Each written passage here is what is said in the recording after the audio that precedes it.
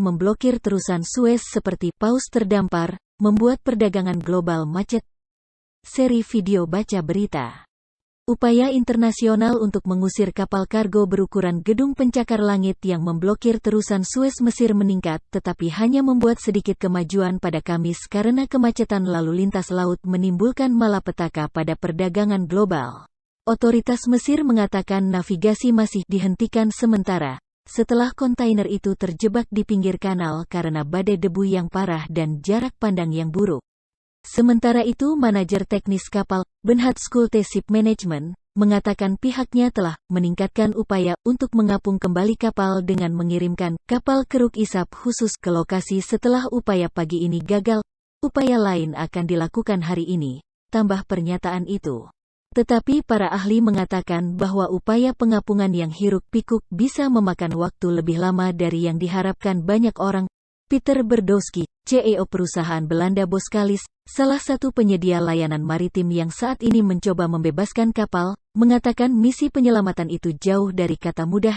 Ini seperti ikan paus besar yang terdampar di pantai. Ini beban yang sangat berat di atas pasir, katanya, berbicara kepada TV Belanda.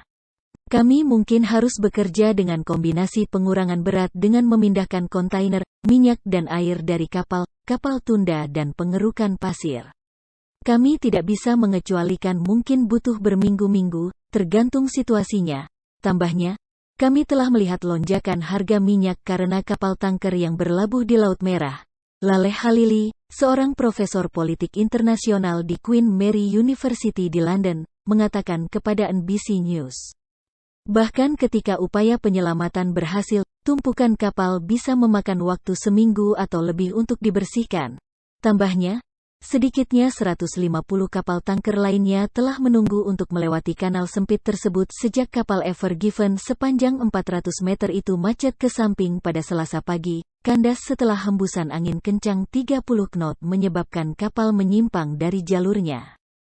Terusan Suez biasanya memungkinkan 50 kapal kargo lewat setiap hari antara Mediterania dan Laut Merah, menyediakan koridor perdagangan penting antara Eropa dan Asia. Foto yang dirilis oleh otoritas Suez menunjukkan seorang penggali mengeluarkan tanah dan batu dari tepi kanal dan di sekitar haluan kapal. Mereka akan mencoba untuk memindahkan apapun yang mudah dipindahkan, tetapi lokasi di mana mereka terjebak tidak dekat pelabuhan, sebenarnya cukup jauh dari apapun. Profesor Jasper Graham Jones, seorang insinyur kelautan mekanik dari Universitas Plymouth kata Sky News, disinilah opsi yang jelas adalah banyak kapal tunda dan menggali di sekitar sisinya. Sky News dimiliki oleh Comcast, perusahaan induk NBC News. Evergreen mengatakan telah mendesak pemilik kapal untuk menyelidiki sumber kecelakaan itu. Pemilik kapal meminta maaf pada hari Kamis atas gangguan yang disebabkan kemacetan lalu lintas laut. Kami sangat menyesal bahwa kecelakaan ini telah menyebabkan kekhawatiran besar pada kapal-kapal yang berlayar atau dijadwalkan untuk berlayar di terusan Suez, kata perusahaan Jepang Soe Kisen Kaisha Ltd. Hampir 19.000 kapal dengan tonnase bersih 1,17 miliar metrik ton berlalu melalui kanal tahun lalu, menurut otoritas terusan Suez. Kemacetan lalu lintas jarang terjadi.